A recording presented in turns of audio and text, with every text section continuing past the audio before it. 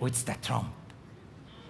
Das sind schon dumme Sachen, die Amerikaner. Der Trump. Ein Mauer, den er baut zwischen Mexiko und Amerika. Einfach ein Mauer. So etwas wäre doch bei uns nicht möglich.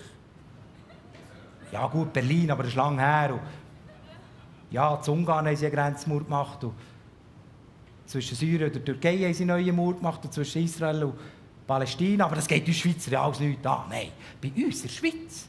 Einer der reichsten Männer vom Land. Einer, der so viel Geld hat, dass er sich einfach die Macht kaufen will. Und dann gehen so primitiv hetzen gegen die Ausländer und so anzüglich gegen die Frauen. Nein, bei uns doch nicht. Hey, gut, vielleicht in Italien, der Berlusconi, aber bei uns in der Schweiz. Einer der reichsten Männer vom Land. Einer, der so viel Geld hat, dass er Abstimmungen beeinflussen und Wahlen kaufen. Und dann ging so Abschätzung gegen die Klassenpolitik. Nein, bei uns doch nicht.